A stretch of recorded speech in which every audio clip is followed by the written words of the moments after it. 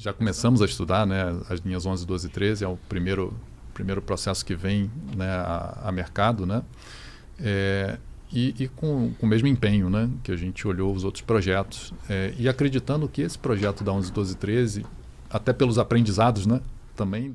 Eu diria que superamos um grande desafio que foram os 2 primeiros anos da concessão, que hoje a gente... Olhando para os indicadores, comparando com o passado, nós melhoramos muito, seja no desempenho da manutenção, seja também no desempenho da operação. Agora, é verdade, né? Existe muita coisa a ser feita. Oi, eu sou Bianca Rocha. Eu, Claudinei Carvalho. Vamos começar mais um episódio da nova temporada do Pod nos Trilhos. O videocast da Revista Ferroviária. Nossos convidados hoje são da CCR, a maior operadora privada de sistemas de passageiros sobre trilhos do país. São quase 170 quilômetros de trilhos em operação pela CCR em 3 estados. A CCR opera as linhas 4 amarela e 5 lilás do metrô de São Paulo, e futuramente a linha 17 ouro. A empresa também está no VLT Carioca e no metrô de Salvador. Opera ainda as linhas 8 diamante e 9 esmeralda dos trens metropolitanos de São Paulo. Para falar sobre essas e, quem sabe, futuras concessões, estão aqui com a gente Márcio Ranas, CEO da CCR Mobilidade, que reúne todos os ativos de mobilidade urbana do grupo. E Francisco Pierrini, diretor de operações da CCR Mobilidade. Ranas tem mais de 30 anos de carreira. Já foi líder na Hyundai Caoa e durante 9 anos, diretor global da Vale. Ele se formou em engenharia eletrônica no Instituto Tecnológico da Aeronáutica, o ITA. De onde saem os melhores engenheiros do Brasil. No currículo ainda tem um MBA pela Universidade da Califórnia, em Los Angeles. Francisco Pierrini lecionou durante mais de 10 anos na Faculdade de Engenharia Elétrica, o que explica seu jeito didático e desenvolto. É não só um profundo conhecedor, mas também um entusiasta quando o assunto é ferrovia e mobilidade, não à toa. Sua bagagem vem desde a FEPASA, passou pela CPTM e em 2018, depois de alguns anos no Rio, voltou para São Paulo como diretor da Via Mobilidade. Sejam muito bem-vindos, Ranas e Pierrini. É um prazer estar aqui com a Revista Ferroviária, né, participando dessa discussão tão importante sobre o setor metroferroviário. Obrigado também, Bianca, Claudinei, pela sua oportunidade de estar falando com a Revista Ferroviária. Aliás, são mais de 80 anos, né, da Revista Ferroviária, presente no setor, então é um grande prazer estar aqui. Ranas, a CCR ela opera 4 linhas em São Paulo. Tem espaço para mais? Como é que está o apetite da CCR na mobilidade urbana? Tem espaço para novas concessões, né? Acho que a região metropolitana de São Paulo, né, é muito densa, né, populacionalmente falando, e sem dúvida nenhuma ainda tem uma carência por novas linhas, né, e novas operações metroferroviárias, inclusive olhando para o futuro do ponto de vista de sustentabilidade, né. Na CCR nós estamos preparados, né, para continuar um crescimento que temos desde 2006, né, onde começamos ali com a linha 4, mas estamos preparados para continuar esse crescimento nos próximos anos. Acho que o Márcio colocou muito bem, né? São Paulo é muito grande, e não São Paulo também, todo o país, as grandes cidades, né, muito densas, e eu acredito que o sistema metroferroviário, agora, eu acho que começa a ser impulsionado, né, com todas as ações que os governos estaduais, federais e municipais estão implementando, né? E acho que é uma grande oportunidade do boom do sistema metroferroviário, né? Até porque a questão da mobilidade passa por isso. Sistemas de alta capacidade, sistemas com qualidade, com tempos de viagens os menores possíveis e muito conforto, né? Porque é isso que acontece nas grandes cidades, sejam asiáticas ou europeias. Então acho que tem muito espaço para crescimento. Perfeito. Acho que um dado interessante, né? Quando a gente olha em termos de quilômetros de trilhos por milhão de habitantes, né, nas cidades brasileiras, né, e aí pegando Rio e São Paulo, as duas estão mais ou menos com 5 quilômetros por milhão de habitantes. Quando a gente olha para outras cidades mais desenvolvidas, né, com Hong Kong, até o Chile aqui do lado, né, nós já estamos falando de mais ou menos 20 quilômetros de trilhos por milhão de habitantes. Então você vê que tem um espaço ainda grande, né, para crescimento da mobilidade sobre trilhos nas nossas grandes cidades aqui do Brasil. Legal. Perfeito. Vou fazer uma pergunta, Pierrini. Aos olhos do público ferroviário, sem dúvida a concessão mais desafiadora são das linhas 8 e 9 do trem metropolitano. Como você avalia a operação hoje? O pior já passou? Eu acho que assim, não dá para falar de hoje sem falar um pouquinho para trás, né? Nós pegamos a concessão, enfim, existia todo um planejamento de avanço da concessão.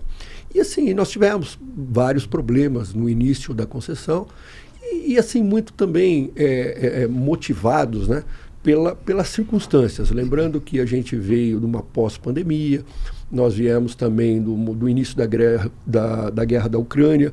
Isso também, de alguma forma, mexeu no mercado internacional de fornecimento de equipamentos, de sobressalentes, mas a gente foi trabalhando muito isso, promovendo os investimentos que eram necessários, por isso até o processo de concessão.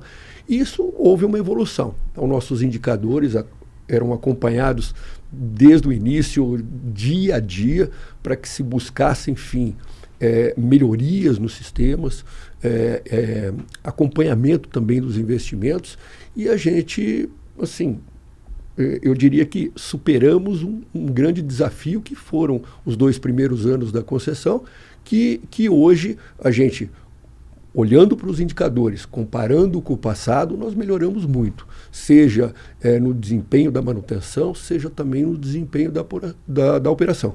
Agora, é verdade, né? Existe muita coisa a ser feita. Nesse processo de investimentos, o grupo investiu até agora 2,9 bilhões, 2,9 bilhões de reais, e ainda tem previsão desses 3 anos, né, chegar até 4. Isso significa que é um investimento muito forte, muito consistente. E a gente já começa a ter o retorno disso. Então, hoje, uma maior estabilidade na operação, permitindo, então, que o número de falhas se espace, os intervalos fiquem mais regular. E isso é um processo, né? Porque quando a gente investe em ferrovia, né, a gente sempre tem aquela visão máxima de que a gente comprou os trens novos. Isso aconteceu. Nós compramos 36 trens novos para as linhas 8 e 9, 25 já chegaram, 16 estão em operação, mas não é só isso. Não é só investir em trens. É necessário investir no sistema de sinalização, no sistema de vias, no sistema de energia, e aí tem rede aérea, subestações, sistemas de telecomunicações, sistemas de infraestrutura como oficinas também e pátios, sejam eles de operação e de manutenção, e também no parque de veículos que a gente chama veículos amarelos, né? São os veículos de manutenção. O grupo, nesses últimos 2 anos, adquiriu 50 novos veículos, 50 em operação. Então, por isso, acho que a gente muda de patamar, e agora o objetivo é sempre a estabilidade, mas com a chegada dos investimentos, cada dia melhorando um pouquinho mais. É esse o nosso grande objetivo. Um número me chamou a atenção, porque você falou que já foram investidos até agora 4 bilhões. Né? 2,9. 2,9. Devendo chegar a 4. A 4 quando? Nos 3 primeiros anos da concessão. Mas isso, eu lembro que na concessão o contrato foi de 3,2. Tem um valor aí a mais do que está? Vocês tiveram que investir um valor a mais? Sim. Tivemos sim. Foi acordado isso, né? Quando nós começamos a operar e percebemos o estado de degradação das linhas, né, nós fizemos um plano emergencial de investimentos que adicionou mais ou menos meio bilhão, né, de reais no valor que a gente já tinha previsto de investimentos nessas linhas. Tá? E esse plano a gente vem executando, né, desde o início da concessão, e é um dos responsáveis também, né, por uma melhoria da condição de operação e da prestação de serviço, né? Tem um dado interessante, né, só para complementar a resposta do Pierrini.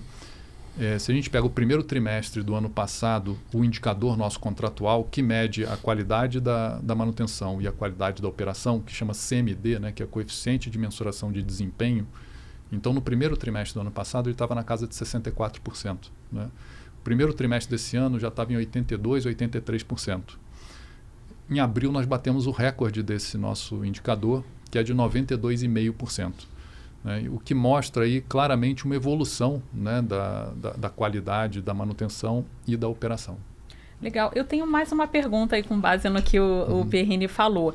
Era possível prever, assim, todos esses problemas que aconteceram, né? Porque vocês pegaram uma concessão, vocês pagaram no leilão, outorga, né? Quase 1 bilhão, né, de outorga, né? Isso. E pegou uma concessão que depois vieram muitas surpresas, assim, isso que eu queria entender. Vieram muitas surpresas nesse processo, né, depois que vocês assumiram?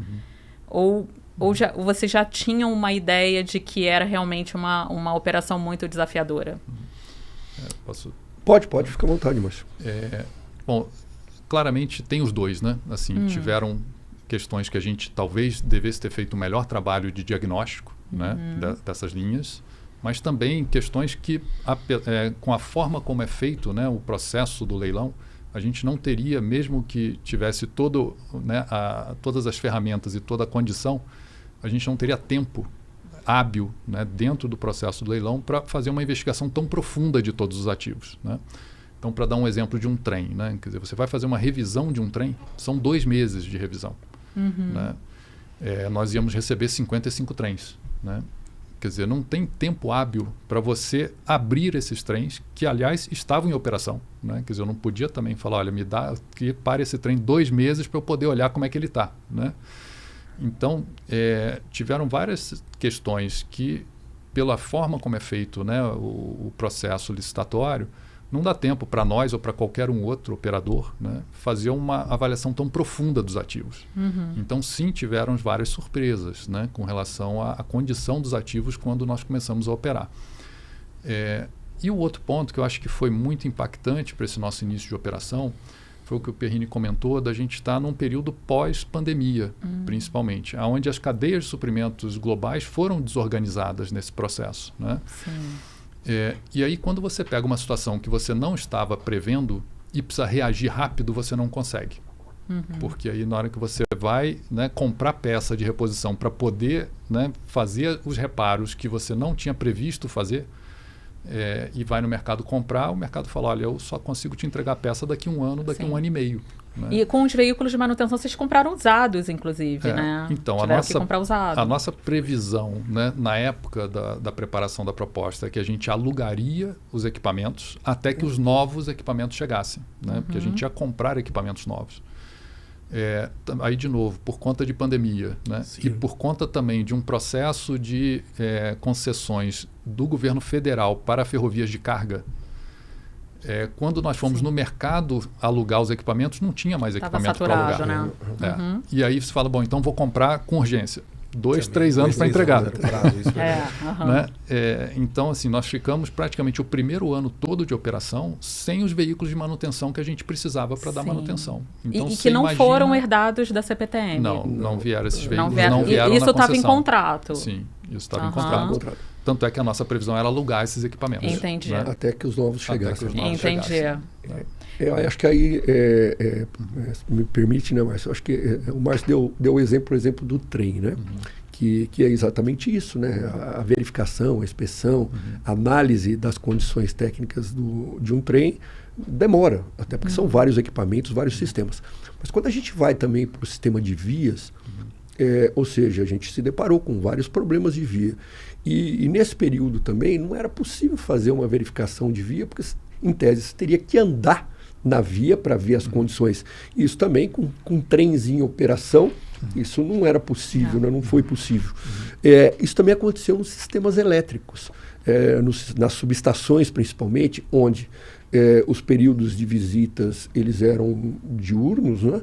com períodos especificados, acompanhados pela concessionária estatal e energizados. Ou seja, você não tinha como acessar esses equipamentos para avaliar se efetivamente estavam funcionando, em que condições, né? E também, ou seja, o aspecto, ou seja, a conservação como um todo. Isso também prejudicou bastante a nossa avaliação. Então, quando a gente entrou, a gente aí sim, então, nossos técnicos, nossos engenheiros foram já num processo de manutenção corretiva, porque as falhas começaram a aparecer. Enfim, aí a gente foi também verificando, né, os problemas técnicos, ou seja, a situação dos equipamentos. Sim, o ponto mais sensível foi com os trens mesmo, né? Não foi nem exatamente a via, né? Foi mais com os trens. Né, o ponto mais sensível, né, ali.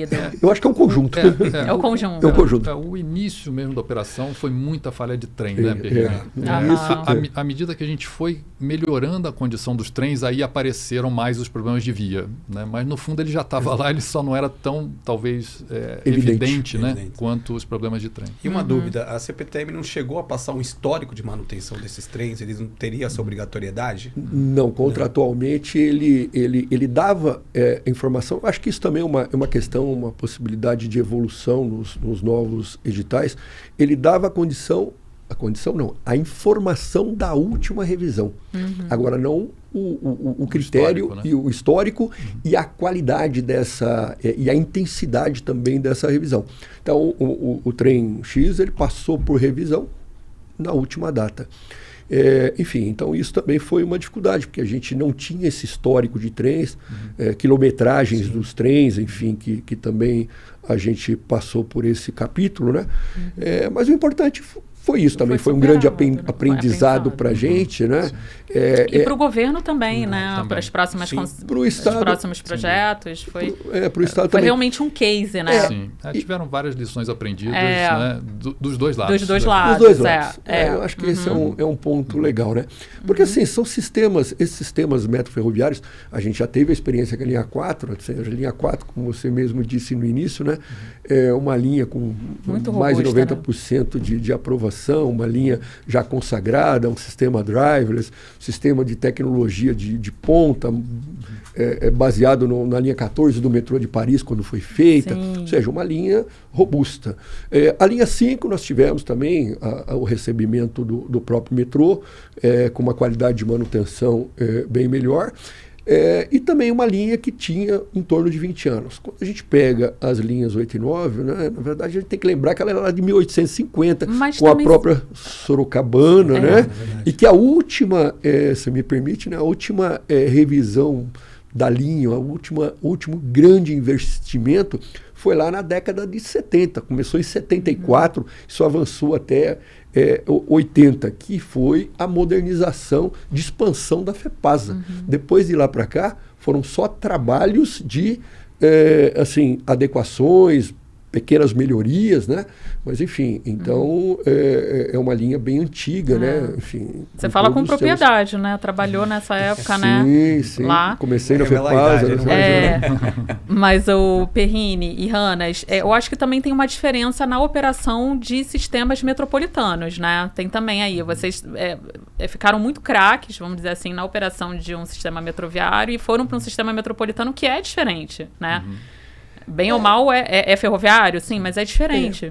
Você colocou bem, mas o que eu poderia dizer também com relação a isso, né? É verdade, um sistema antigo, né? E um sistema antigo do jeito que os sistemas da própria estatal existem hoje, né? São sistemas que, na verdade, existe um conhecimento tácito dos colaboradores que lá se encontravam, sim. Enfim. E por quê? Porque é um sistema antigo, as pessoas estão lá há muito tempo, né? Então, isso também acho que foi um grande aprendizado, né? Os nossos times, né?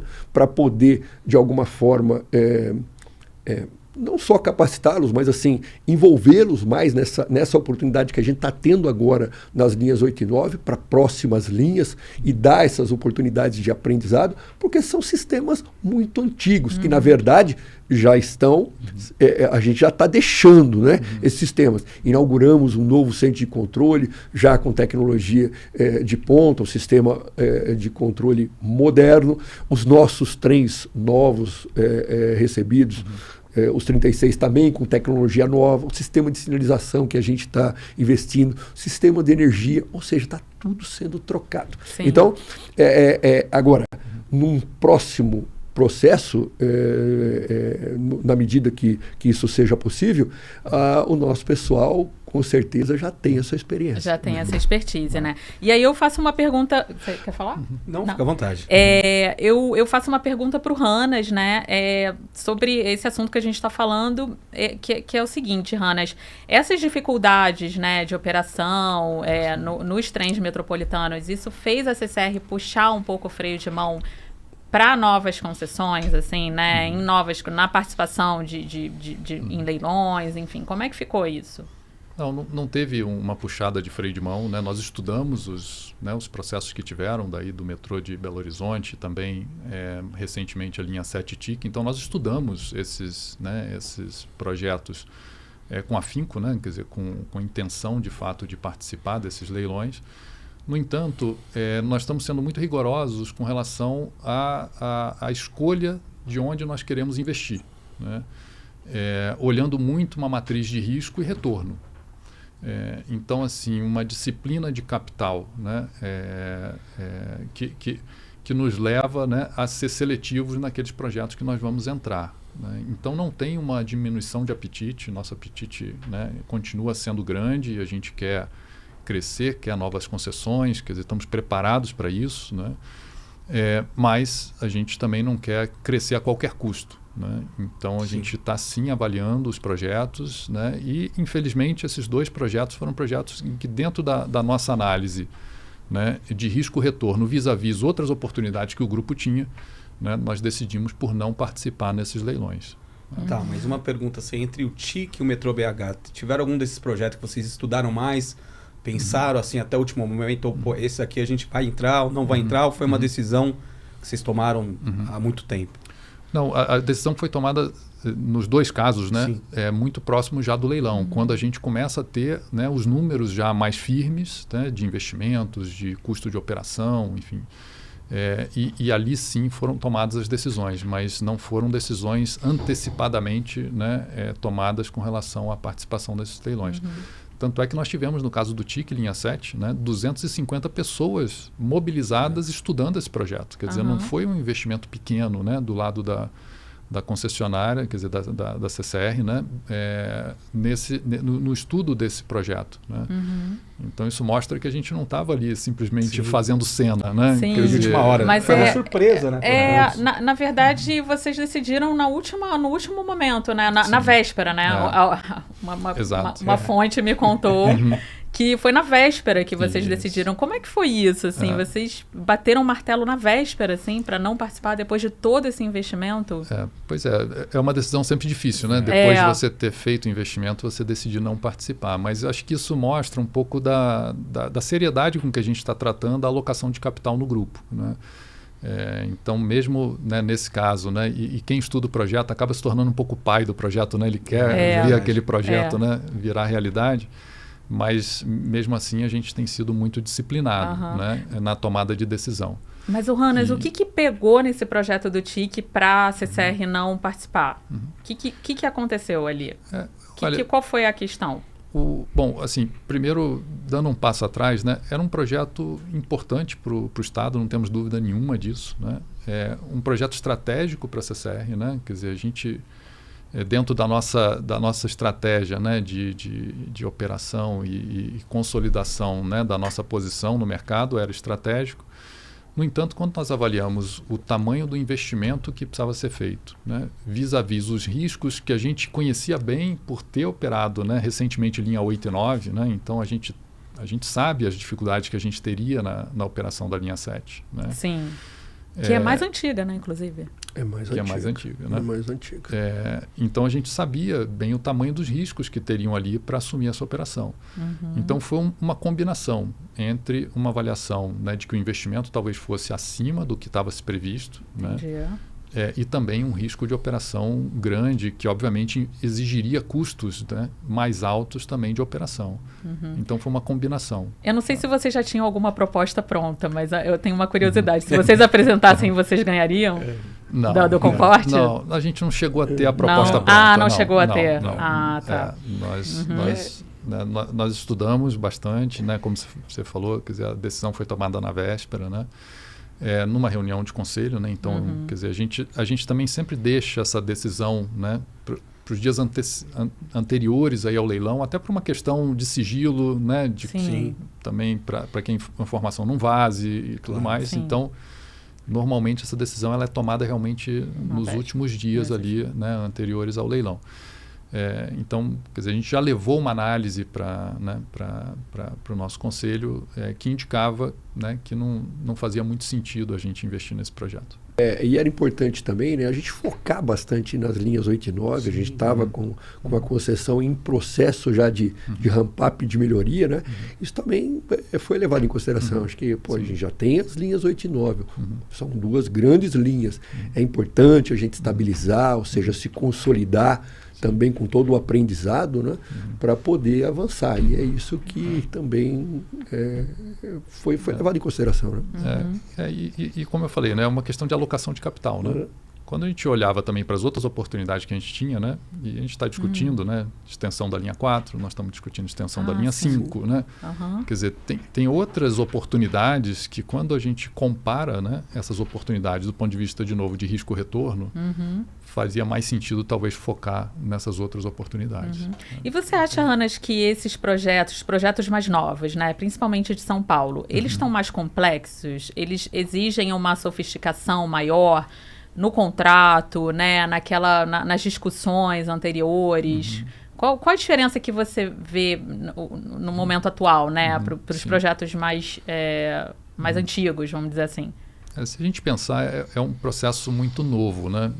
E que ainda está passando por muito aprendizado, né? Da forma como fazer, das melhores, as melhores formas de estruturar o projeto. Né? Se a gente pensar, o que nós tivemos de concessão, né, em São Paulo, por exemplo? Né? Linha 4, linha 5, linha 6, né?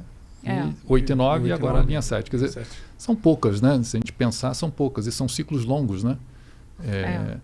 Então, eu acho que ele está evoluindo à medida em que a gente vai experimentando e aprendendo. Né? E uma das questões, assim, são contratos de muito longo prazo. Né? São contratos de 30 anos. Então, assim, nós não chegamos nem no final do primeiro contrato, né, feito de concessão. E às vezes o aprendizado ele não vem no primeiro ano, no segundo ano, ele vem lá no 10º ano, né? Quando você se depara com uma situação, você fala assim, puxa vida, se eu fosse voltar lá atrás e fazer de novo esse edital, né, ou esse contrato de concessão, talvez eu incluísse, né, essa questão, ou enfim, adicionasse algum outro termo, né? Então acho que é uma evolução natural, né, de aprendizado mesmo desse processo. Né? E com certeza ele vai ficando mais complexo à medida em que os dois lados também vão aprendendo mais, né? Sim. Colocando mais variáveis, né, nos contratos, justamente para prever as situações que talvez no contrato anterior ou no edital anterior não foram previstas, né? Então tem uma maturidade maior na parte, né, de mensuração do nível de serviço, né, de ter um compromisso maior de nível de serviço, né, também junto com a questão econômica. Enfim, então isso a gente vê essa evolução, né, da forma como medir, que tipo de indicador, o que é mais apropriado. Né? E acho que olhando para frente, né, acho que uma coisa que a gente ainda vai talvez melhorar, né, nos futuros contratos de licitações ter em mente que as cidades são dinâmicas, né? E que ciclos de 30 anos são ciclos muito longos. Né? Quer dizer, se a gente pensar o que era 10 anos atrás a cidade, ela mudou bastante. Né? Então, de entender que talvez contratos muito rígidos também depois trazem dificuldades para que você ajuste esse contrato para a necessidade da população. Sim. Que talvez não seja mais exatamente aquela de 10 anos atrás ou 15 anos atrás. Né?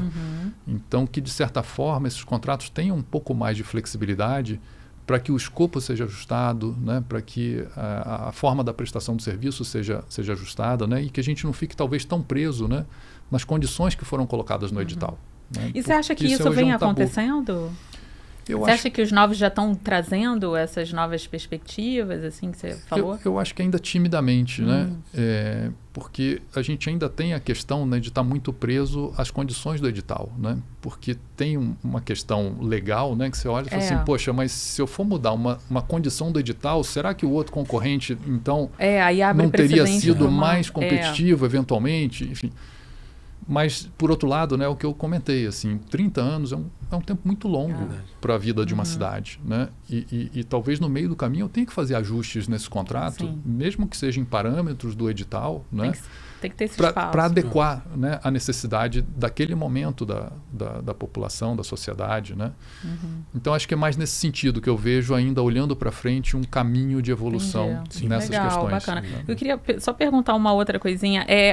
Os contratos eles estão mais complexos e exigindo uma participação pública maior, e aí entra a questão da garantia, né? Que também é uma preocupação aí, né? Sem dúvida. Bem latente, né? Do setor privado.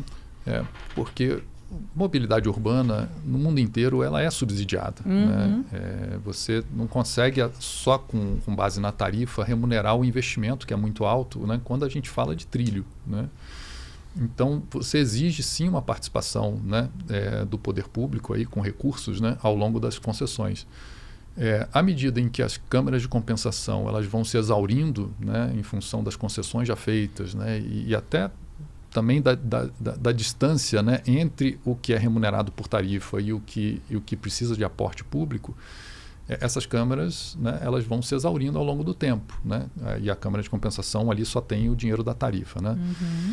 Então, em função disso, quer dizer, passa a ser crítico, né, para concessões futuras a questão da garantia do poder público com relação à parcela que é devida, né, nessas concessões. Então, se a gente pegar, por exemplo, as prioridades na Câmara de Compensação aqui de São Paulo, né? Quer dizer, primeiro vem lá a linha 4, depois linha 5, né? Isso, aí linha 6 na sequência. Linha 6, linha 5. Desculpa, linha 6 antes, né? Então linha 4, linha 6, linha 5, né? A ordem de prioridade é de acordo com o contrato. Com o contrato, com a ordem com o contrato, tá. né? Com a cronologia do contrato. Isso, aí entra linha 8 e 9, agora entra linha 7, né? Então, assim, para a próxima concessão, provavelmente não tem mais dinheiro na Câmara de Compensação para remunerar a próxima concessão. Então, esse dinheiro precisa vir do orçamento do Estado.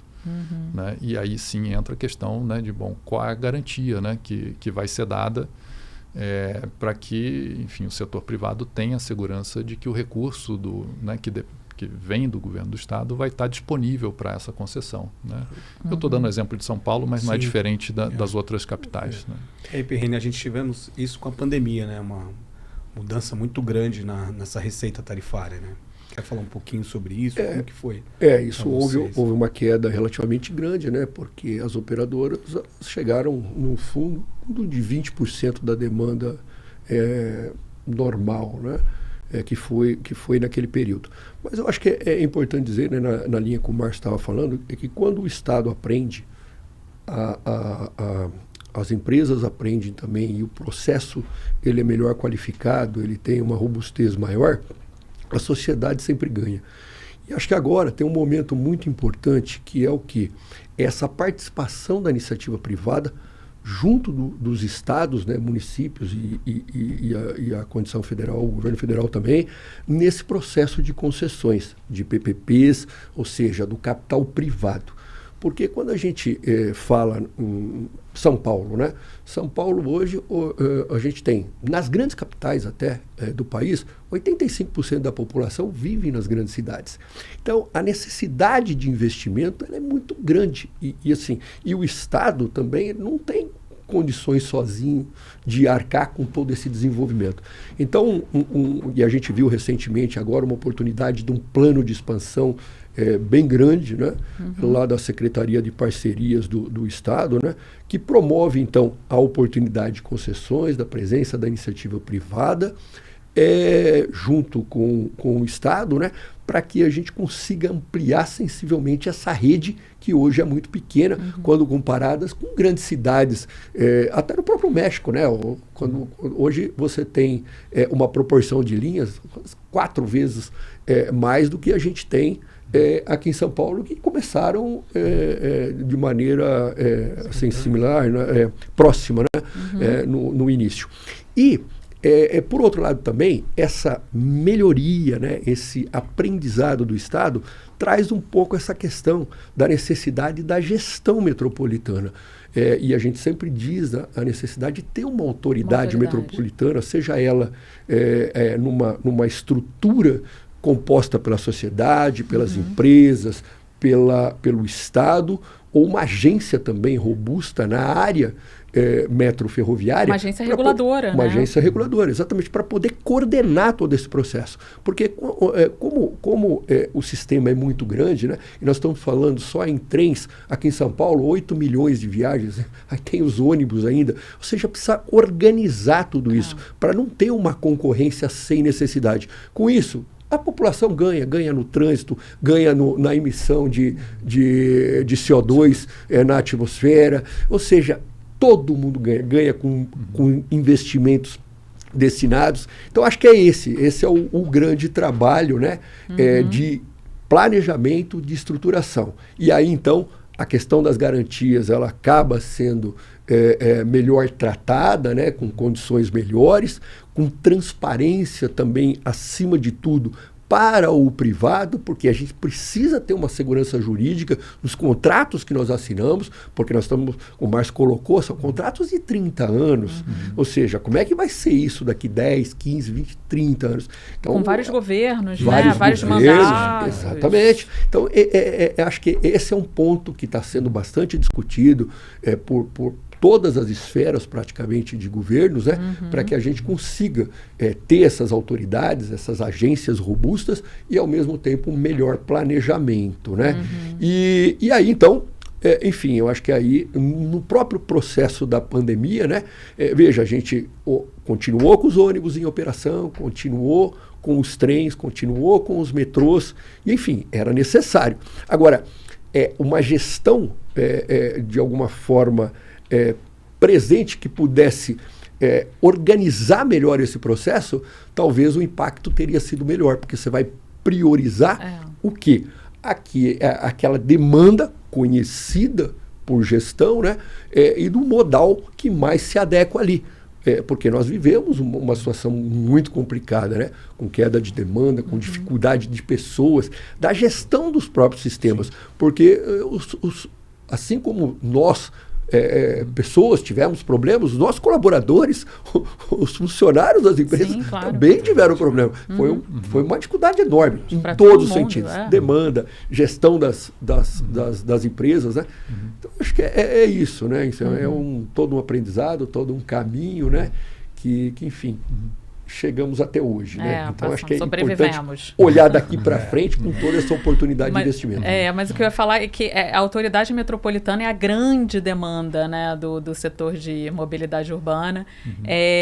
Mas você citou essa questão da agência reguladora, né? Porque eu sempre pensei nisso também, essa questão, na verdade, sempre pensei, também sempre foi falada, né, pelas pessoas com quem eu falo, que já tem muita concessão aqui em São Paulo, muita, né? Tem algumas concessões e não existe uma agência reguladora, né, para fiscalizar, acompanhar isso e trazer essa segurança jurídica, né? Isso é uma questão para vocês, para o setor privado, assim, como é que vocês veem isso, assim, que é urgente, é necessário, é urgente isso? É muito importante, né? É muito importante para todo esse planejamento. Enfim, acho que é isso, e a gente percebe, pelo menos nas informações de jornais, né, que existe um trabalho nesse sentido, né, e isso evidentemente envolve a questão executiva, legislativa, né, mas existe um trabalho grande, até porque todo o setor se movimenta nesse sentido, como você colocou, Bianca. Então, acho que assim, nós técnicos, né, nós sempre em oportunidades, sejam em debates, congressos, oportunidades de falar do setor como a gente está tendo aqui, né? A gente coloca essa necessidade, né? Porque aí, evidentemente, que todos irão ganhar, né? A segurança jurídica necessária, as garantias necessárias para a iniciativa privada, a contrapartida do Estado tendo os investimentos e a sociedade com uma malha muito maior, uma qualidade também, evidentemente, que se busca isso, principalmente com as concessões. Acho que todo mundo ganha. A sociedade ganha. O mundo ideal, né? O mundo ideal. É isso. Então, mas assim, mas aí é isso, né? Já dizia ou dizem, né? Se a gente pode sonhar, a gente pode fazer. E é esse o grande objetivo. Não, é possível, né? É possível. Mas Hannas, você citou o programa, eu não sei agora se foi você ou o Hannas, mas enfim, o programa SP Trilhos, né? Que foi que recentemente foi lançado pelo governo de São Paulo. E aí eu quero saber como é que vocês estão observando, né, esse programa, principalmente essa esse projeto que está mais avançado, que é a concessão das linhas 10, 11, 12 da 11, 12, 13. 11, 12, 13, 13, desculpa, 11, 12, 13 da CPTM e 10 e 14 também da CPTM. Saber como que você observa isso e também entender se vocês estão procurando sócios, se vocês estão estudando, como é que está essa questão aí para a participação, né? Já que o apetite da CCR está o mesmo, Sim, né? exato. Estamos acreditando nisso. Sim. Não, nós já começamos a estudar, né, as linhas 11, 12 e 13, é o primeiro processo que vem, né, a mercado, né? E com o mesmo empenho, né, que a gente olhou os outros projetos. E acreditando que esse projeto da 11, 12 e 13, até pelos aprendizados, né, também das últimas concessões, é um edital que deve vir com muitas melhorias, né? Então a gente está sim acreditando, né, que vem aí uma boa oportunidade, e estamos colocando todo o nosso empenho, né, e dedicação para estudar a fundo esse projeto, né? Como eu comentei, né, a gente está preparado para esse crescimento, né? Nós viemos fazendo reorganizações na companhia, né, de estrutura mesmo, para permitir uma estrutura escalável, né, do ponto de vista de novas concessões. Fizemos investimentos em infraestruturas, né, uma delas na oficina de truques, né, recentemente inaugurada, também, que é uma forma da gente ter a infraestrutura necessária, né, para as manutenções dos truques, né, que é um equipamento importante nos trens, e também a questão de organização, como atrair eventualmente sócios para essas novas operações, tá? Com a diferença de que a gente não está buscando sócio para um projeto específico, né? Nós estamos buscando sócio para uma plataforma de mobilidade, que é o que a gente vem estudando e estruturando, né? Como assim? Explica melhor aí para gente. Então, isso foi curioso. Isso foi falado, né, inclusive no nosso CCR Day, sim, né, sim. que a gente está montando uma plataforma de mobilidade urbana.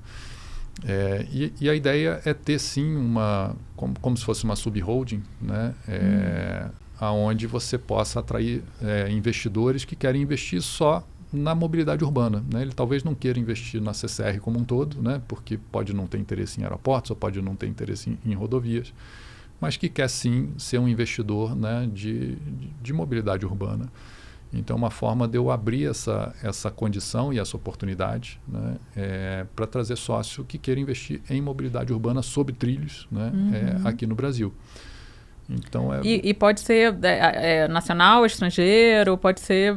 Sim. Já tem algumas possibilidades? Não, a gente está ainda no desenho dessa plataforma, né? Não está concluída ainda, isso ainda precisa também ser aprovado pelo nosso conselho. Mas esse é o caminho que a gente está seguindo, né? E, claro, o próximo passo vai ser, eventualmente, buscar, né, interessados, né, em investir nessa plataforma. Sim. Mas a gente ainda está nesse processo do desenho, né, de como então, vai ser. Assim, os projetos estão mais complexos, então estão necessitando de mais capital e isso então está trazendo também essa necessidade de dividir isso, né? Essa responsabilidade, vamos dizer assim. Tem a questão financeira, sim, mas também tem uma questão de governança, porque ter sócio em cada unidade cria uma governança muito complexa também para administrar, né? Porque são sócios diferentes em unidades, né, diferentes, e que exigem reuniões de conselho, assembleia geral, cada um tem o seu estatuto, que acaba sendo um pouco diferente um do outro, enfim. Então, isso cria uma complexidade de governança também grande, né? E quando você me perguntou, né, como é que está o apetite para crescer, enfim, cabem novas concessões e tudo mais, isso também é uma forma da gente se organizar de uma forma um pouco diferente, né, para que esse crescimento não traga junto complexidade. Sim. Né, e que a gente, de fato, tenha o nome, né, uma plataforma, né, que eu consiga ir plugando, né, novas concessões nessa plataforma, né, da forma que ela seja a mais simples possível do ponto de vista de administração, né, de governança e de gestão.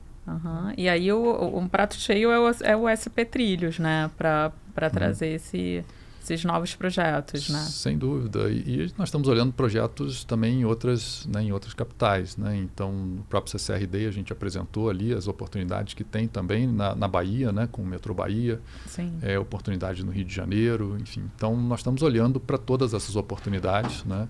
Elas somadas em termos de investimento previsto nessas concessões, estamos falando de mais de 60 bilhões de reais, né?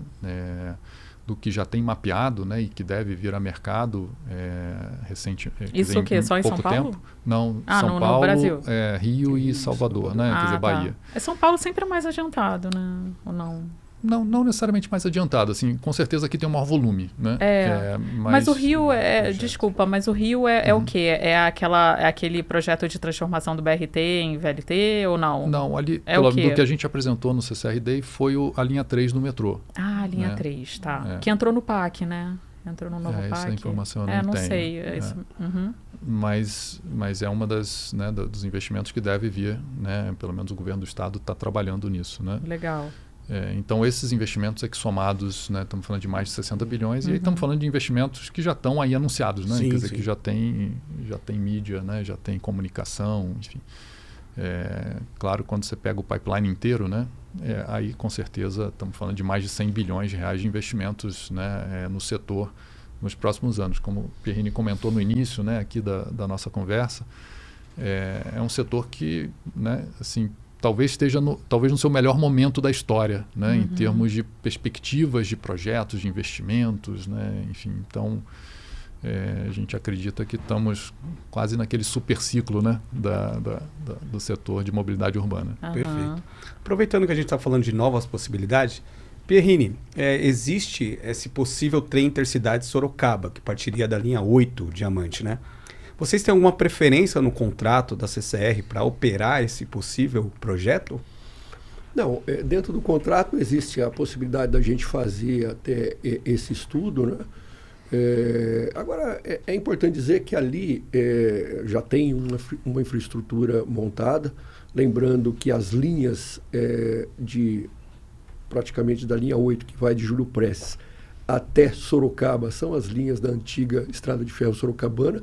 É bem verdade que em bitola estreita, né, seria necessário mudar essa bitola, enfim, mas já existe uma infraestrutura ali disponível, vamos dizer assim.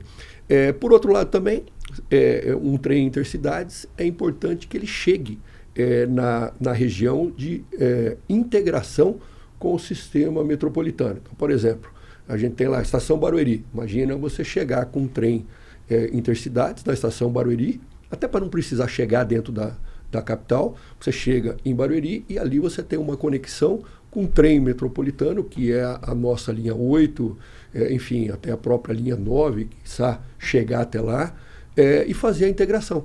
Então, isso facilitaria muito uma operação nossa, porque os sistemas são semelhantes, enfim, já existe uma infraestrutura, mas isso também não impede, lógico, do Estado poder fazer uma licitação à parte, com outro traçado, com uma nova operadora, enfim, né? Eu acho que ainda é muito prematuro a gente dizer isso, porque normalmente o principal é fazer um funcional. Qual será? Isso ainda não está definido, né? Qual é a demanda prevista? Ainda a gente não tem estudos. Então, é muito prematuro, mas é evidente que a CCR, como operadora lá, tem interesse, enfim, de entrar nesse projeto, de alguma forma estudar esse projeto, né? Mas isso acho que fica mais a cargo do Estado agora, de promover qual é o modelo, qual é a forma que isso será feito.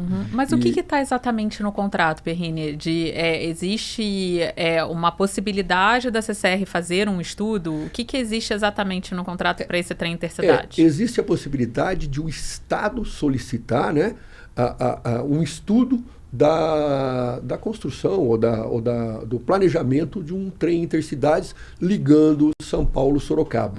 Mas, como eu disse, né, é muito incipiente, porque dentro do contrato, como já existe a operadora, e nós fazemos a operação da linha 8 até Amador Bueno, então teria que ter aí uma interoperabilidade. Interoperabilidade com sistemas, né? Mas assim, um merge de trens naquele trecho por conta de já existir uma operação existente, uma operação lá em funcionamento.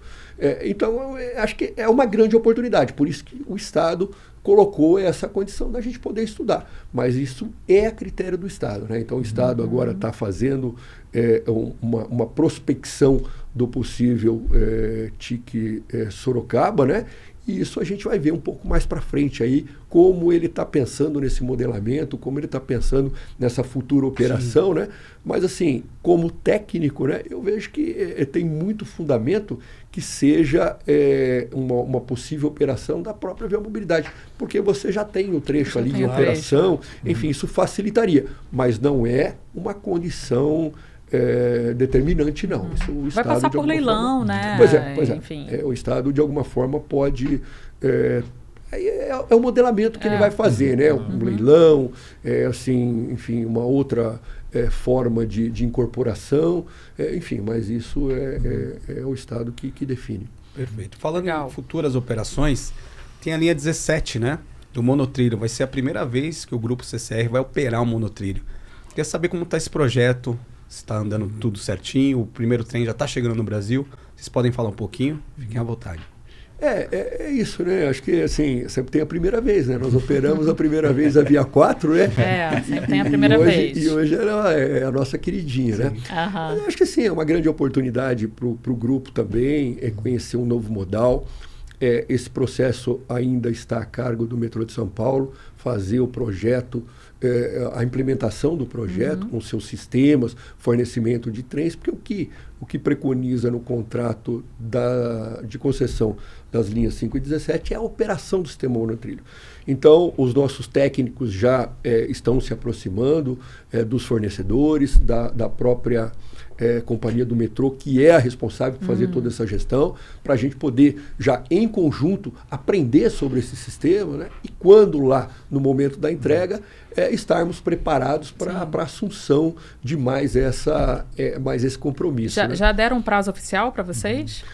Eu não tenho essa informação de ainda um prazo, porque, como a gente sempre diz, né, esses sistemas são muito complexos, né? E a gente imagina, não querendo responder em nome do metrô, mas assim, existe uma necessidade de implementação de sistemas, a chegada, testes dos trens. Então, assim, eu não tenho essa posição. O que a gente vê um pouco na imprensa aí, né? Mas a gente vê sim, com certeza, a determinação do governo do Estado, né, em agilizar esse processo. É uma coisa que vem já há anos, né, e a gente vê aí todos os momentos o próprio governador, os próprios secretários, né, dizendo, e a gestão do metrô, né, que tem um compromisso muito grande em entregar esse equipamento para a população. E a gente está acompanhando isso. E chegando os trens, vocês vão acompanhar essa chegada, esses testes, porque vocês vão operar futuramente, né? Já está combinado isso? Sim, exatamente. A gente participa do comissionamento, né, de todas as, enfim, todos os sistemas, né, não só do trem, né, mas também de escada rolante, de elevador, né, do sistema de sinalização, energia. Quer dizer, a gente participa do comissionamento justamente para que a gente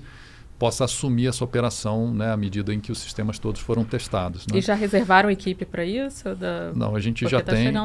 Já tem e nós estamos trabalhando com o metrô agora justamente nesse cronograma de comissionamento. Né? Legal. Para que, enfim, isso seja planejado, né?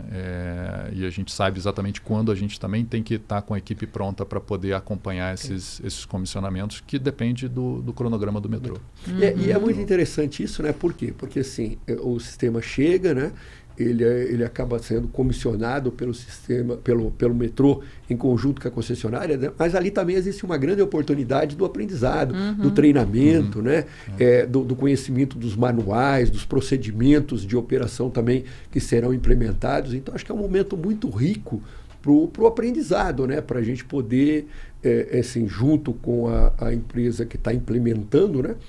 Os fornecedores, a gente está aprendendo para estar capacitado para chegar no momento da operação, tá lá oferecendo mais essa linha, mais esse equipamento para a população que tanto espera. E essa operação da linha 17, que é um monotrilho, vocês vão ter que aprender também com o metrô, né? Que já opera a linha 15. Sim. Né? Inclusive, quero engatar com a pergunta da linha 15, porque a linha 15 é um leilão que aconteceu, não sei se agora eu não me recordo se foi em 2018 ou 2019, mas vocês nunca chegaram a assumir, né, essa concessão. Então, queria saber como é que está, em que pé está essa situação. Teve um questionamento lá atrás do Ministério Público com relação ao processo, né, licitatório. Então, nós não chegamos nem a assinar o contrato de concessão. Né? Esse contrato não foi assinado. Esse processo já faz muitos anos, né? Então, obviamente, né, esse processo licitatório ele já caducou, né? E o que cabe agora é uma nova licitação, né? Não faz sentido assumir um contrato de uma licitação feita há tanto tempo atrás em certamente outra realidade, né? Então, assim, do ponto de vista nosso de CCR, né, a gente já comunicou ao governo do estado que a gente não tem interesse, né, em operar essa linha 15 com, né, esse processo que foi feito lá no passado. Agora, caso venha novamente, né, uma concessão, a gente vai estudar de novo, né, a concessão dessa linha 15 se ela vier novamente ao mercado. E acho que ali também é uma grande oportunidade, né? Eu acho que é assim que o Estado também está pensando, porque lembrando que essa concessão ela foi única do monotrilho ali da linha 15, né? E ali hoje tem a integração em Vila Prudente com a linha 15 e a linha 2 verde. Então, eu acho assim também que agora o Estado, de alguma forma, olhando para toda a malha, olhando para o processo de concessão, melhorando os processos como isso está acontecendo, ele deve também ter um jeito assim diferente, um olhar diferente, um modelamento diferente, né? E a gente vem observando aí a oportunidade também do Estado agregar expansões, novas linhas, né? Pelo menos é o que a gente vê na imprensa. E eu acho que é uma grande oportunidade agora também de repensar, né? Um pouco desse projeto de fazer a concessão só do monotrilho lá no passado, né? Então, acho que isso tem aí deve ter aí uma visão diferente agora com o aprendizado.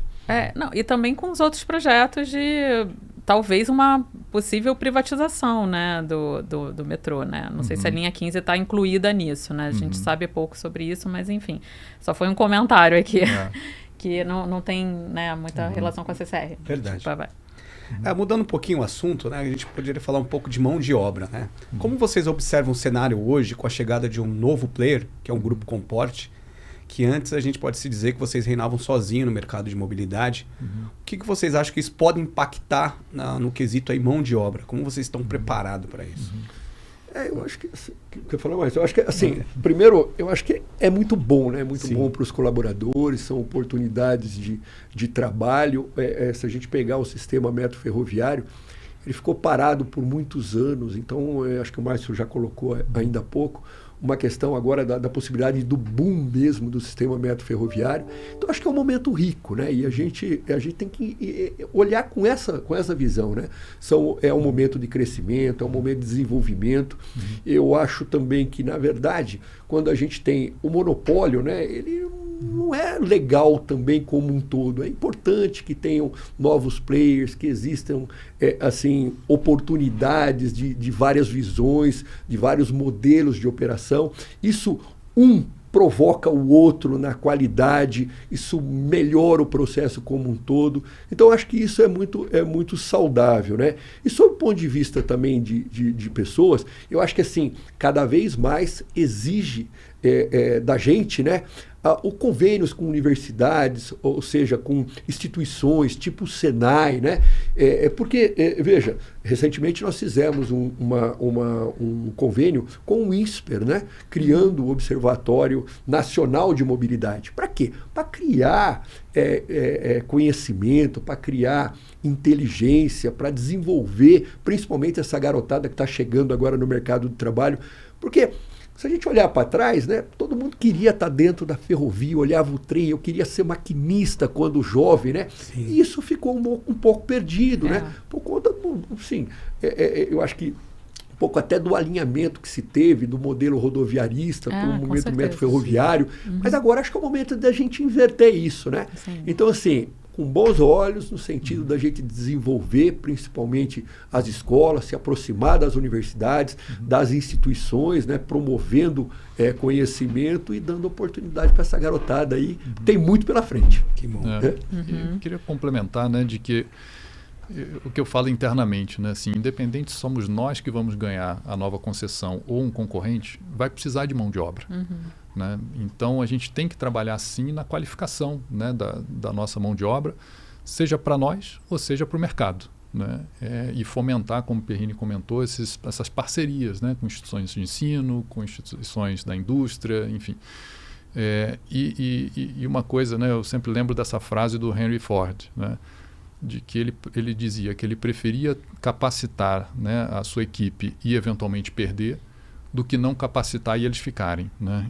Então a gente sempre trabalha para desenvolver as pessoas, né, para que elas tenham as competências, para que elas sejam, enfim, tenham valor, né, para o mercado de trabalho. Claro que querendo que elas fiquem com a gente, mas se também for para o mercado, eu acho que esse é o melhor modelo do que o modelo de não desenvolver, né? Então a gente trabalha sim com essa visão, olhando para frente, né, essas concessões que vão vir e já pensando que nesse processo, eventualmente, se a gente não for o vencedor da licitação, nós vamos perder algumas pessoas, né? É natural do processo. Mas o importante é que a gente tem dentro de casa já uma escala, né, significativa que nos permite formar gente dentro de casa, né? Então a gente tem sim uma quase como uma universidade corporativa, né, que é o nosso Saber Mais, onde a gente tem um repositório de conhecimento, né, do setor metro ferroviário, da nossa operação, e o que nos permite replicar esse conhecimento de uma forma mais rápida, mais fácil, né? Então, pode ter certeza que a gente está trabalhando no desenvolvimento, porque a gente sabe que vem aí linha 11, 12, 13, vem linha 10 e 14, daqui a pouco vem, né, linha, quer dizer, extensão também na Bahia, enfim. Então a gente já está se preparando para esse momento, seja, né, se a gente ganhar a concessão ou se eventualmente não formos nós os ganhadores. Eu lembro que eu fui uma vez no pátio da Vila Sônia e tem um simulador, né, de maquinista, né? Fantástico. Eu olhei aqui, achei muito interessante. Você vê que aquele foi o primeiro simulador de uma linha automática aqui da América Latina, né? E ele é totalmente automático, né, por conta do modelo operacional da linha 4, porque lembrando que lá nós não temos operadores na via 4, o que nós temos são agentes de atendimento preparados, né, para, em caso de necessidade, assumir a operação dos trens com segurança, enfim, com capacitação, para poder, enfim, sair daquele momento de, enfim, uma falha, ou seja, um problema operacional transitório, né? Que a gente treina, capacita, né? E pouco usa, porque a linha 4 pouco Graças para. a Deus, né? Mas não tenha dúvida disso, mas eles precisam estar sempre. Por isso, então, aos domingos, o que nós fazemos? Independentemente de passagens nos simuladores, principalmente aos domingos e feriados, o que a gente faz? A gente pega uma horinha do dia lá, até avalia a demanda, se tiver algum evento na cidade, como a gente normalmente vem tendo, então a gente não faz, mas se o dia está meio tranquilo, aquele dia mais friozinho, o que a gente faz? A gente tem a programação, pega os agentes de segurança, coloque em modo manual para que eles treinem, fiquem sempre em condições para operar, se necessário for, né? Então é muito legal essa questão do simulador. Mas eu acho que assim, até aproveitando, né, não é só isso, né? A questão de simulação, a gente nas linhas 8 e 9 também, nós desenvolvemos algumas coisas, né, alguns trabalhos a nível de simulação. Por exemplo, nós desenvolvemos um simulador com óculos virtual para poder fazer os treinamentos dos nossos operadores. Então a gente conseguiu, com parceiros, né, e os nossos engenheiros da nossa engenharia, dessa estrutura que o Márcio acabou de falar, que é a estrutura de academia que nós temos dentro do Grupo CCR, o desenvolvimento, nós mesmos, né, ou seja, interno, de esse simulador virtual. Isso significa o quê? Que você coloca o óculos virtual e ali você enxerga a cabine, você enxerga os equipamentos, os comandos, os controles, a gente consegue simular problemas operacionais para a atuação dos operadores. Enfim, isso tudo com o nosso pessoal, com a nossa engenharia. Quando a gente se deu por conta, nós tivemos no início da operação algumas falhas de abertura de portas, e a imprensa noticiou isso, e aconteceram, portas do lado errado para o operador. Por quê? Porque é uma linha diferente, uma linha manual, né? Principalmente as linhas 8 e 9. Então, o operador, aí sim, o operador presente, ele parte de Júlio Prestes em uma das duas plataformas ali, esteja na linha 1, na linha 2, quando chegando na Barra Funda, provavelmente ele vai abrir porta do lado esquerdo, mas quando chegar na Lapa, ele vai abrir porta do lado direito. E aí ele se enganava. O que nós fizemos? Nós fomos estudar isso, colocamos sensores ao longo de todas as plataformas, em todos os trens. Então hoje esses sensores não permitem. Quando o operador ele se engana no lado da abertura de portas, as portas não abrem. Então, isso, trabalhos com a nossa engenharia, né? Então, acho que isso é desenvolvimento, né? É ver essa evolução com dificuldade, porque o mercado não tem isso, né? Mas um ponto também legal nessa linha de simulação que a gente fez, né?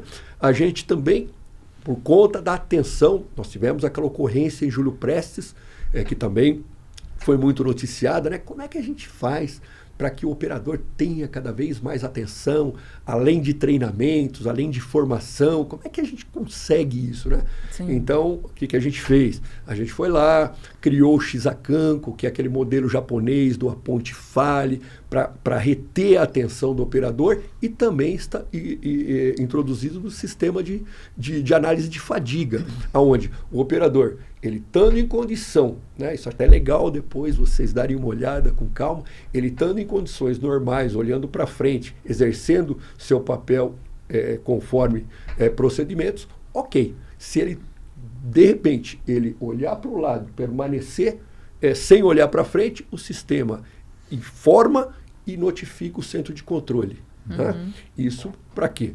Para a gente poder, enfim, acompanhar esses deslizes, vamos dizer assim, operacionais, né?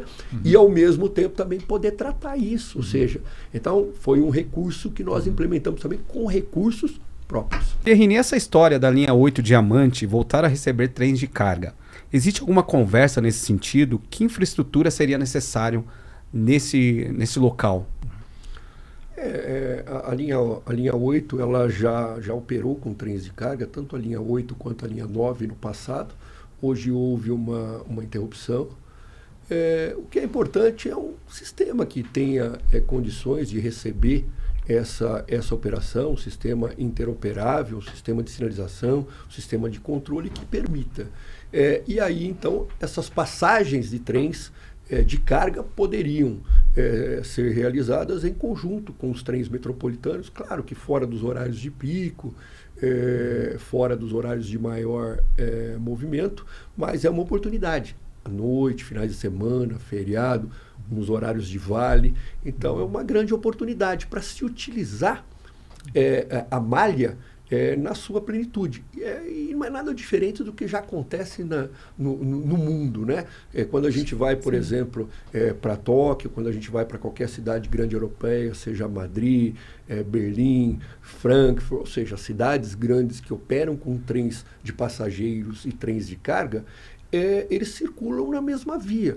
Isso acontece até com o trem de alta velocidade. Quando a gente pega um trem de alta velocidade, ele vem numa velocidade de 350 km por hora. Quando ele se aproxima das cidades, ele diminui a velocidade e entra exatamente na mesma via que um trem metropolitano, que um trem de carga circula.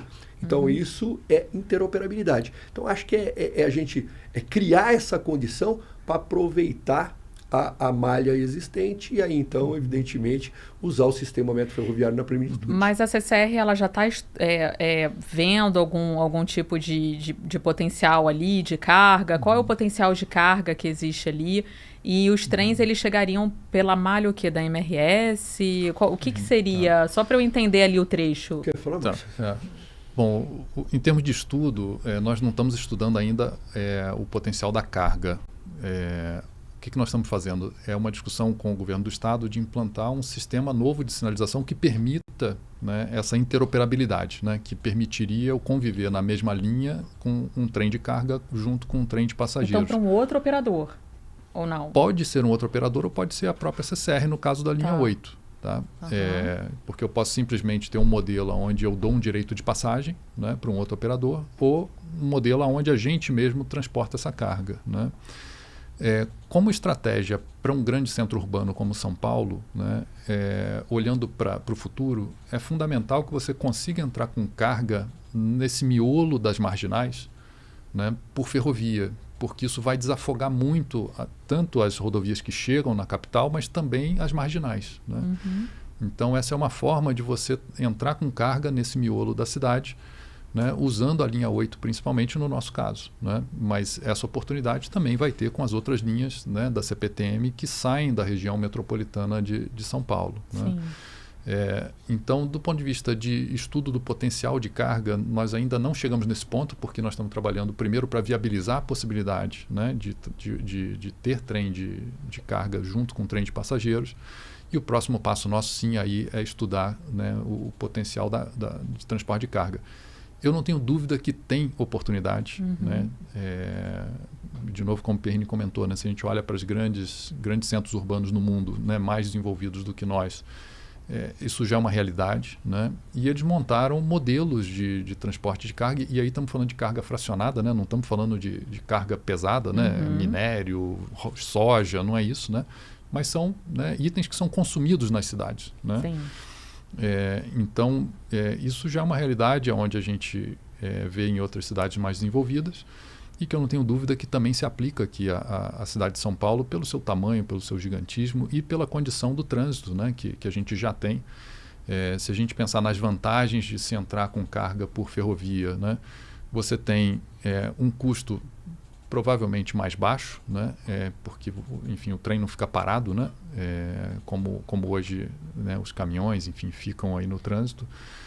Você tem menor emissão, né, porque, enfim, você pode utilizar, né, trens elétricos nesse transporte, né. A gente já tem, né, a rede aérea, enfim, toda a extensão da linha 8. Custo de seguro provavelmente mais barato também, né? Quer dizer, se pensar em transporte de carga de celular, de televisão, enfim, né, itens que são, enfim, né, tem aí a sua maior propensão a roubo e tudo mais. Então você conseguiria provavelmente um seguro também mais barato dessas cargas, né? E já tem modelos logísticos preparados para essa distribuição quando chega na grande cidade. Então, eu não tenho dúvida de que é um modelo viável e um modelo importante para o futuro de São Paulo. Sim, aprovado só uma última dúvida, mas assim, aprovado esse estudo de sinalização, né, sendo possível colocar trem de carga ali, que já existiu, inclusive, né, como o Perrini disse.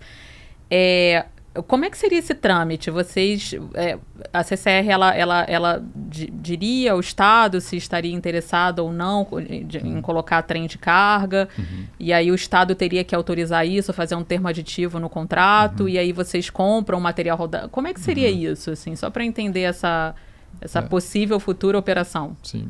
Bianca, a gente entende que isso é uma receita acessória à receita principal do contrato, que é o transporte de passageiros, né?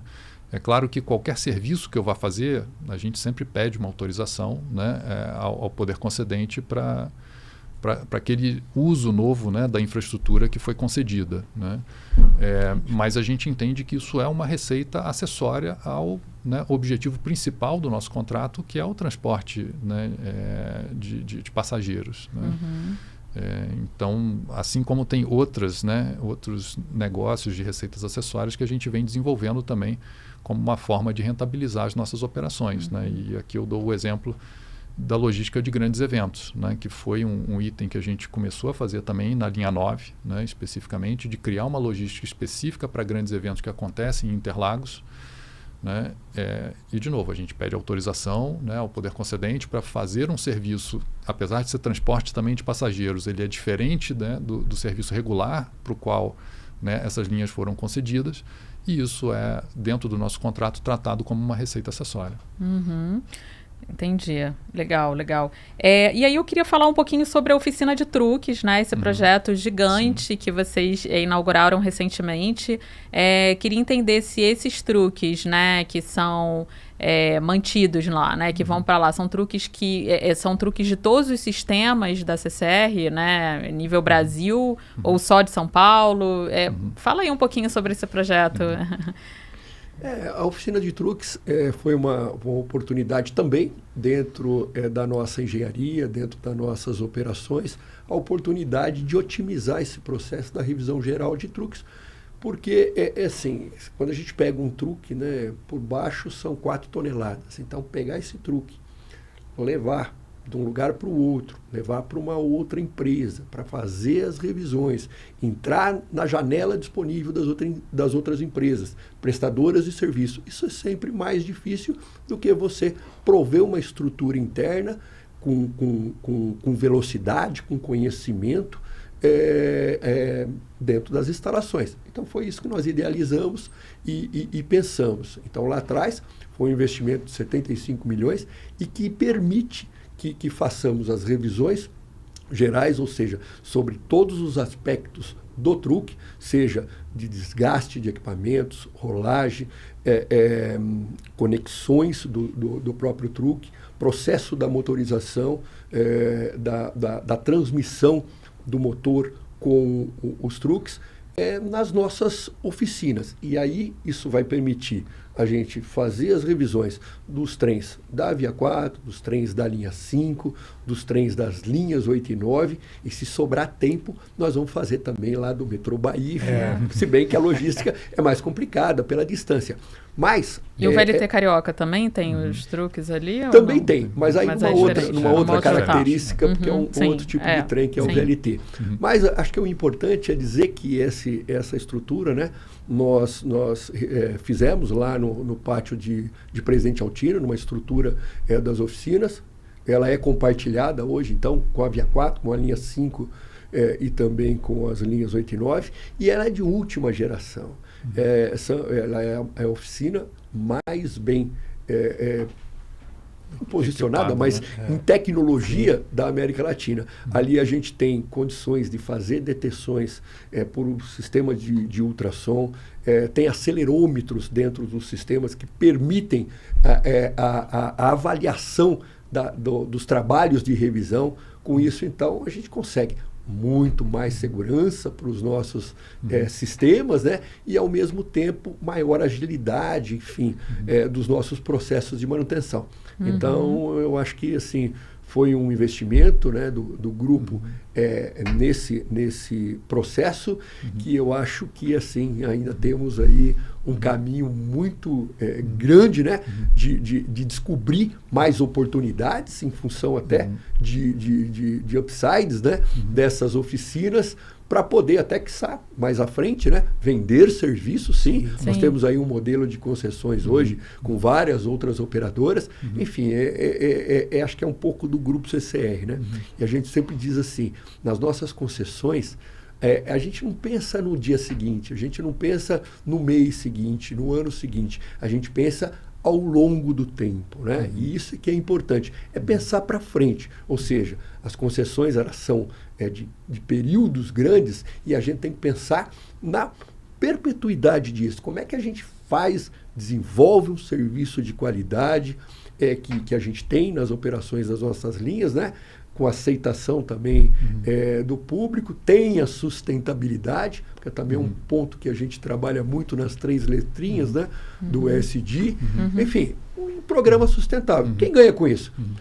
A empresa ganha, o Estado ganha, a sociedade ganha. Né? Esse é o nosso era um investimento previsto no contrato de concessão de alguma linha?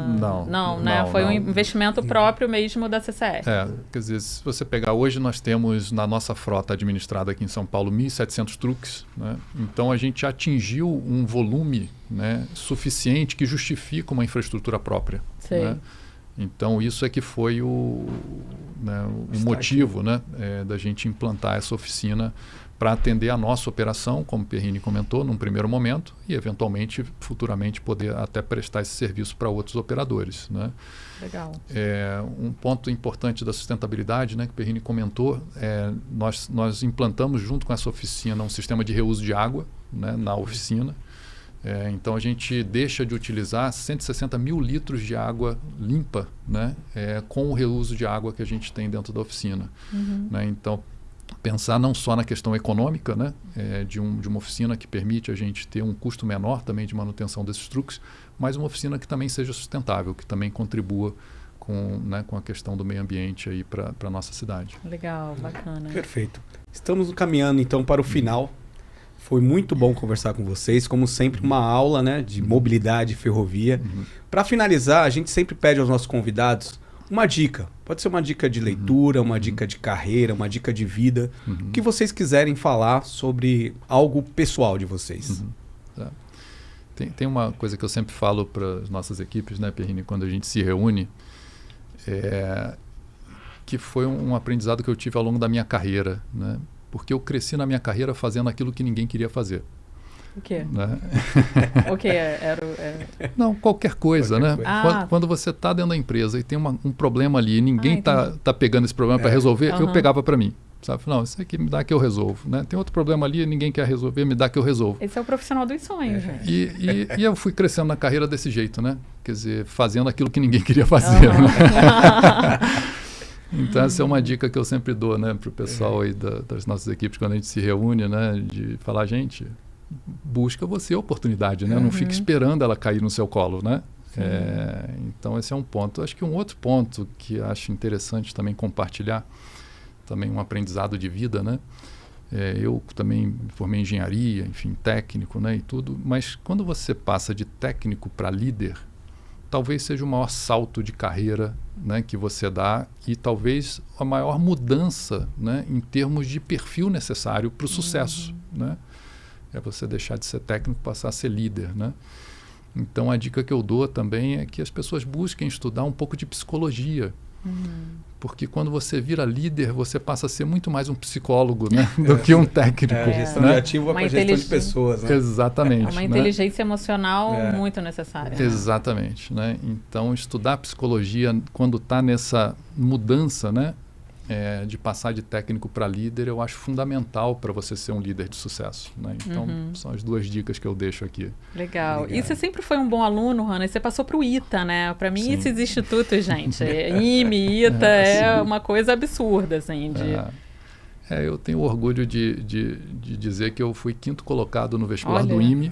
Né? O vestibular do ITA não divulga, né, a classificação, mas no IME eu fui 5º colocado. Então, eu estudei muito. Né? E isso eu também sempre falo, e falo principalmente para os meus filhos. Né? Que eu falo, olha, tem uma coisa que ninguém tira de você, é o conhecimento. Total. Né? Então, assim, estuda, né? Porque estudando, né, você vai encontrar os seus caminhos, né, na vida. E eu estudei bastante, isso eu não tenho como negar, assim, estudei muito, né? Mas mudou minha condição de vida, né? Assim, eu venho de uma família de classe média, né? Meu pai é médico, minha mãe é professora, né? E eu acho que foi o estudo que me deu a oportunidade de conhecer o mundo, né? Enfim, de hoje estar, né, numa posição de liderança numa grande empresa. Enfim, isso foi o estudo que me deu, né? Então, acho que estudar é fundamental, né? Sem dúvida. Acho que a gente precisa acreditar, sempre acreditar. Eu acho assim, também sou filho de um ex-ferroviário da Estrada de Ferro Sorocabana, neto também de um ex-ferroviário da Estrada de Ferro Sorocabana. Meu pai trabalhou na Sorocabana, trabalhou na FEPASA. Eu entrei na FEPASA e também nessa linha que o Márcio falou, a gente precisava estudar. Né? Morei na Vila Leonor. Vila Leonor, ali hoje, são aquele conjunto de casas que tem ali ao lado da subestação de Osasco. Vila Dona Leonor, porque na época o governador, então governador Adhemar de Barros, né? Como a Sorocabana era do estado, ele fez um conjunto de casas ali pros ferroviários da Estrada de Ferro Sorocabana. E meu pai morava ali, eu fui criado ali. E acreditava, via o trem, né, na barriga da minha mãe. Sim, ela acompanhava, trem, né? eu gostava. Mas meu pai sempre dizia, você tem que estudar, tem que estudar, né? Tem que, enfim, buscar esse caminho do estudo, do aprendizado. Isso foi possível, né? Então eu também fiz o curso técnico, fiz o curso de engenharia, fiz o mestrado em engenharia de produção. Depois eu fui dar aulas no curso técnico, depois no curso de engenharia, também tive a oportunidade de ser coordenador do curso de engenharia elétrica de uma universidade pública de Osasco. E assim, foi muito bom, né? Então a gente tem que acreditar. E acho que outro ponto também é pensar sempre nas pessoas, né? Porque hoje a gente tem os nossos clientes, são pessoas. Os nossos colaboradores são pessoas, né? Os nossos acionistas são pessoas, né? Então a gente precisa também se dedicar, buscar o entendimento de pessoas, né? Para lidar com pessoas, né? Então acho que isso é muito importante. A questão técnica é fundamental para o conhecimento, mas aquela questão humana de também trabalhar junto de pessoas é fundamental também para o crescimento, né? E eu posso dizer isso também, da onde lá no início eu estava, né? E hoje na posição também que eu ocupo dentro do Grupo CCR, eu ocupei dentro do Estado, enfim, é muito gratificante isso. E que esses garotos hoje acreditem nisso, estudem, né? Porque dentro da empresa é possível, é viável, mas tem que ter aquele sacrifício pessoal também, que é buscar a universidade, que é buscar o aprendizado, para que isso se some e aí as oportunidades aparecem, né? Então não é nada por acaso, não é nada por sorte. É muita dedicação, muita vontade, muita perseverança. É aquela coisa, né? 99% suor e 1% talento. Não tem uma frase assim também? Que é muito suor mesmo, né? Com certeza. Legal, gente. Eu adorei, assim, falar com vocês, de verdade, assim. Foi uma conversa muito legal, assim, muito boa. E obrigada pela disponibilidade de vocês aí, de acreditar nesse nosso projeto também, né? No Pode nos Trilhos, que é um projeto que a gente já queria colocar no ar, né? E agora a gente está conseguindo. E aproveitar para dizer que esse episódio ele vai estar no canal da RF, da Revista Ferroviária, no YouTube, e também no Spotify, né? Em vídeo. Isso, todas as nossas redes sociais. Queria agradecer também toda a equipe de comunicação de vocês, a Melina, a FSB, a Jocelyn, meu amigo Ricardo Cabrone, o tenista lá da CCR. Muito obrigado pela presença. Obrigado a vocês pela oportunidade, né, de compartilhar um pouco aqui da nossa experiência, né, e do nosso conhecimento. E estamos sempre à disposição, né? Revista Ferroviária é uma revista super importante para o nosso setor, né? E que só nos ajuda, né, a ser cada vez mais reconhecidos, né? E, enfim, ir divulgando o nosso trabalho. Então, obrigado também pela oportunidade. Legal, obrigada, gente. Um grande agradecimento também, sem dúvida.